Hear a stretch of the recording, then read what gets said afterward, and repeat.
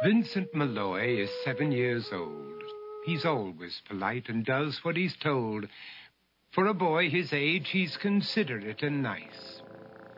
But he wants to be just like Vincent Price.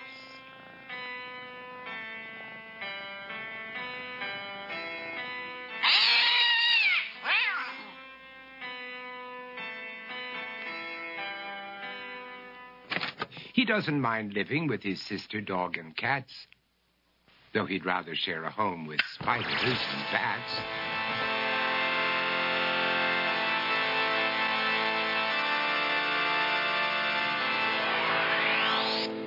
There he could reflect on the horrors he's invented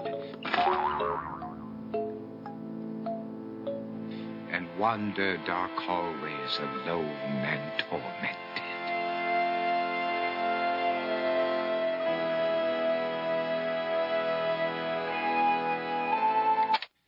Vincent is nice when his aunt comes to see him, but imagines dipping her in wax for his wax museum.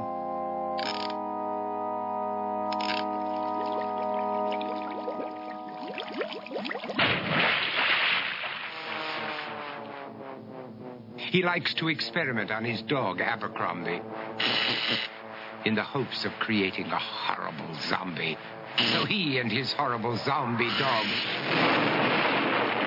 could go searching for victims in the London fog.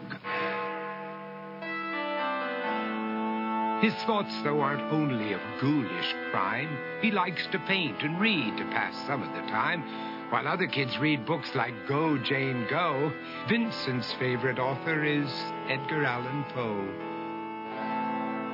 One night, while reading a gruesome tale, he read a passage that made him turn pale. Such horrible news he could not survive, for his beautiful wife had been buried alive.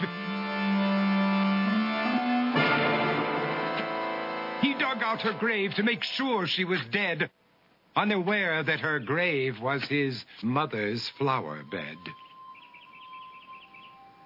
His mother sent Vincent off to his room. He knew he'd been banished to the Tower of Doom, where he was sentenced to spend the rest of his life alone with the portrait of his beautiful wife. While alone and insane, encased in his tomb, Vincent's mother burst suddenly into the room. She said, "If you want to, you can go out and play. It's sunny outside and a beautiful day."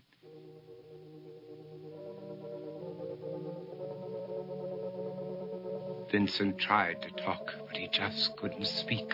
The years of isolation had made him quite weak.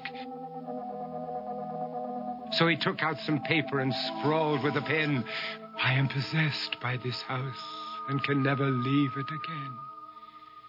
His mother said, "You're not possessed and you're not almost dead.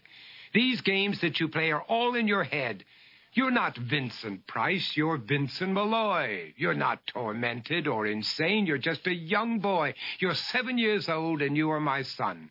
I want you to get outside and have some real fun." Her anger now spent, she walked out through the hall. And while Vincent backed slowly against the wall, the room started to sway, to shiver and creak. His horrid insanity had reached its peak. He saw Abercrombie, his zombie slave, and heard his wife call from beyond the grave. She spoke from her coffin and made ghoulish demands, while through cracking walls reached skeleton hands. Every horror in his life that had crept through his dreams swept his mad laughter to terrified screams. To escape the madness, he reached for the door, but fell limp and lifeless down on the floor. His voice was soft and very slow as he quoted The Raven from Edgar Allan Poe. "And my soul from out that shadow that lies floating on the floor shall be lifted nevermore."